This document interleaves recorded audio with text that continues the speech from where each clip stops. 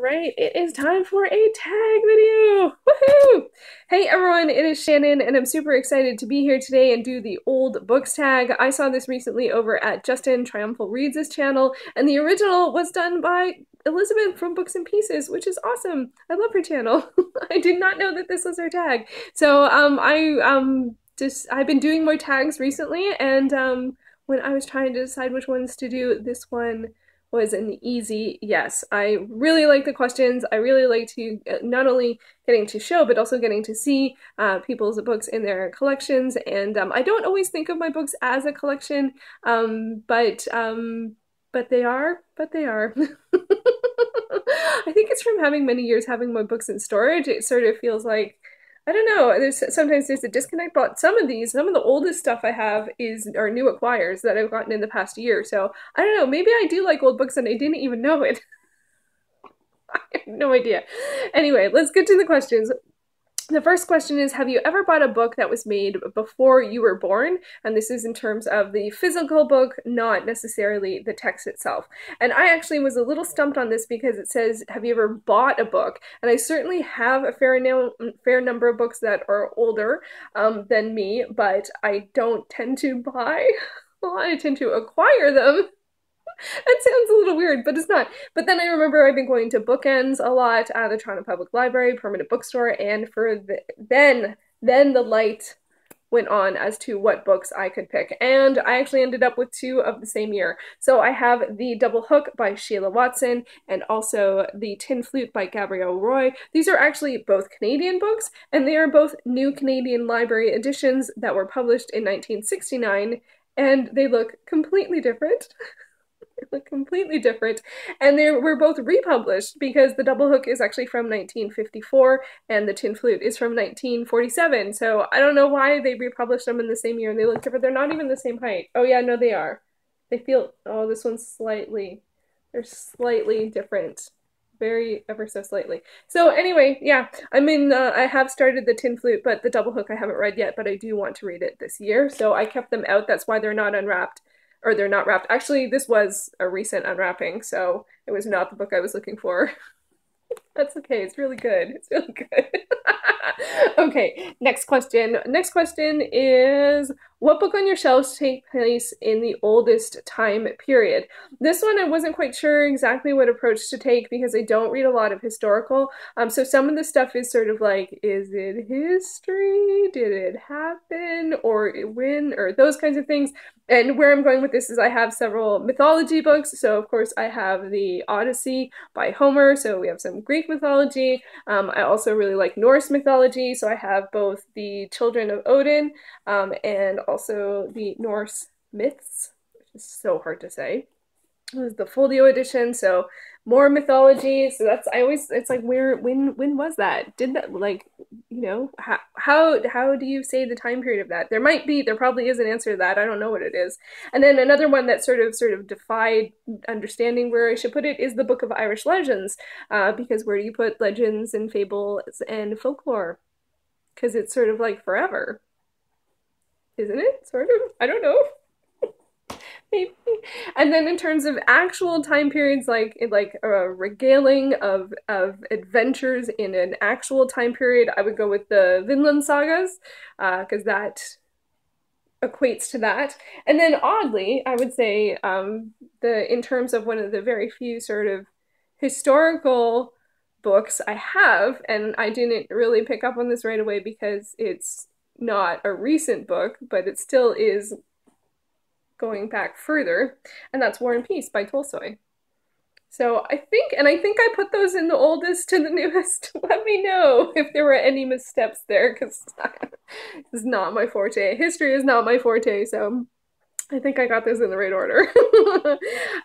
Question number 3 is, do you have a book that was published in the year that you were born? I do, but I don't tend to share what that is because it's generally, I will say, it is not what people expect. But there may be a book somewhere in this video that represents that, so sorry. It's not so much for myself, but I do well, actually I don't usually share my age online, so that's my answer there. But it is maybe hidden as an Easter egg throughout this video. Number four, what is the book that has been on your shelves the longest? And it's either, I don't know, because these have the same memory time period for me, and so it's either Winnie the Pooh, The Tight Squeeze, and this one is well worn and well loved. So this is, you know, Winnie the Pooh and rabbits, and that's so wonderful. And of the same time period, we also have The Big Tidy Up, which is one of my most cherished possessions. I love this book so much, and I used to, this girl, she has to clean her room, and there's all these lollipops, and I used to think it was a game to count all the lollipops. That's, so I would definitely look at the book before I could read the book. So that is one of the oldest, the ones that I've had on the shelf, my shelves the longest. Now, actually, neither of those are actually mine.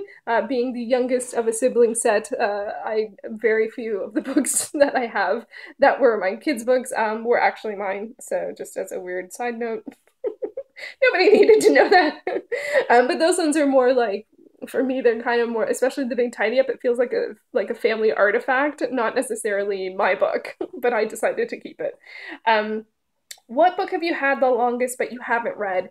Now, this one I picked up secondhand when I was a kid, and I've read some of it, but not all of it. And it's, I don't even like, oh, maybe you can read it. The Coffee Table Book of Astrology. So it's an astrology book. I got it at a church auction or something, or a sidewalk sale or a garage sale, and it has different, these awesome title pages for all of the different signs, and they're, of course, now I can't find one.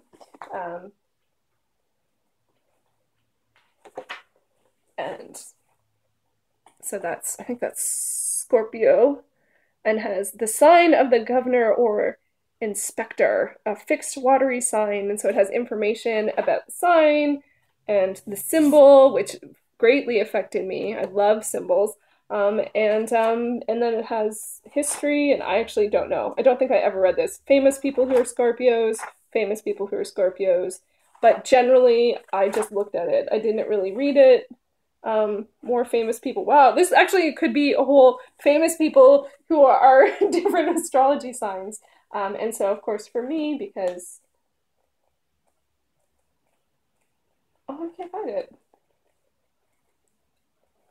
No, well, there's Sagittarius for you Sagittarians out there.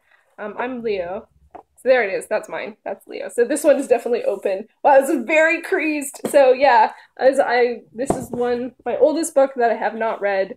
I do like astrology. I do very strongly, you know, like I do ask people what their sign is, and I go, oh, you know, and that kind of stuff, or like, you know, it's been a part of my, like forever. It's been, well, since whenever I got that book, which has been a long time, but it's something I've always been interested in. And now I lost my place, so let's just take a moment. So that is what I've had on my shelves the longest but haven't read. What is the oldest book that you own? Okay, so this one I actually just got last year, and that is this tiny little edition of Antony and Cleopatra. And it is from the Ariel Shakespeare. And I always open it the wrong way. It's stamped by Stedman Brothers from Brantford. And it is from 1896. And there actually are plates in it for the diagrams for illustrations. And I actually read this last year. When I finished off Shakespeare. It might have been the last one I read. I decided to read it in this edition. And I do also have Cymbeline, although it's a little rough. Cymbeline and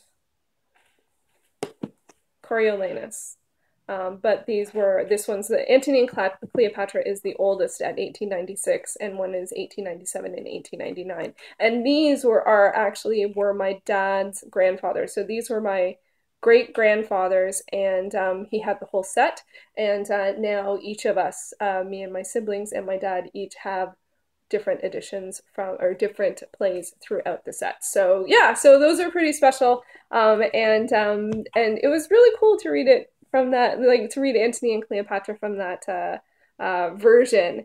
Yeah, it's I don't often get sort of, well, I feel very nostalgic about the Big Tidy Up and the astrology book, but I don't always feel that way about older books, but those ones, that feels pretty special.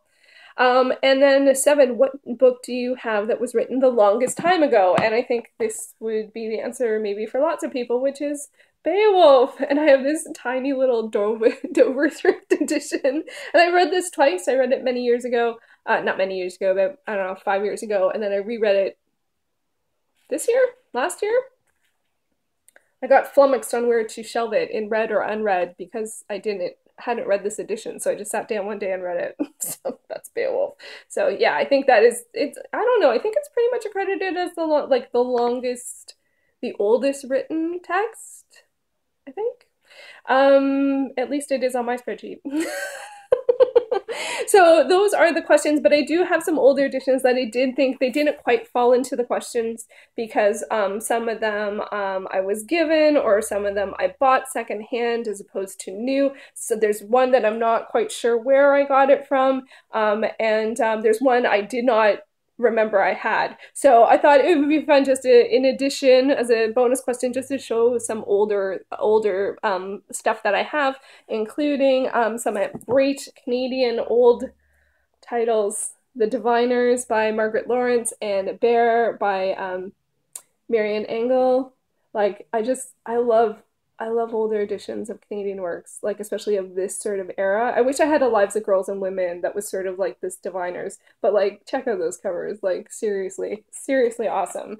One book that I really loved when I was younger was The Sisters Impossible by J.D. Landis. And this extremely battered edition was actually, it is from my middle school, and I am not quite sure how I got it. I don't think I stole it from the library because it's just not in my nature. I have a feeling maybe I got it from like a library sale or a sidewalk sale or something. Maybe a sidewalk sale at the school fundraiser or something, because I just wouldn't have taken it. But I love it. It's got two sisters. The older sister does ballet, and the younger sister starts to do dance as well, and they don't get along and stuff like that. And it's really weird because I get along with my sisters and we all danced. So it's weird that, I think it was just because it was about sisters and about dance, I was really drawn to it, because the whole conflict part was like, what? My siblings and I get along. It's a weird thing. And then one of the oldest ones that I have that was I had when it was new, like is Scenes for Young Actors, edited by Lorraine Cohen, because I did take a musical theater class a really, really long time ago, and I did audition for a drama program. So this is some scenes for young actors, and this is one of the few ones that it was it's mine. Like it's not, it actually has my name and the address I grew up in and my old phone number in the front. Like I think I got it as a gift. But most of these are secondhand or were someone else's or passed down. And then the last one I have, which I did not even remember was on my shelf, and I can't really say anything in it, is this delightful Latvian alphabet kids book. My mom was born in Latvia, and but I don't speak Latvian, so it's so cute. And so it's, I guess, this little girl and these animals and these flowers. Look at these flowers. Learning the alphabet, and I don't even know how to say that. Pasakul abecede. I don't know. I wish I spoke some Latvian, but I don't. So, and even with the accents and all of this good stuff and the animals, it's just so cute. So this is from 1969. And was published in Riga. So yeah, so this was really, really special. I really wish I could say something. Oh yeah. Cadu de nue berte manita verdun lidmaniscu juntas bunturnis. totally not speaking Latvian there. So this was a joy to find on the shelf as I was looking through to find stuff for this tag. So I thought it would be a fun one to show as well. So there you go. There is the old books tag. I have picked some people to tag, and at the time of filming or the time of prepping to film, they had not done this tag. So I hope they in that time period between now and then, or then and now, or the future, these are the people I tag.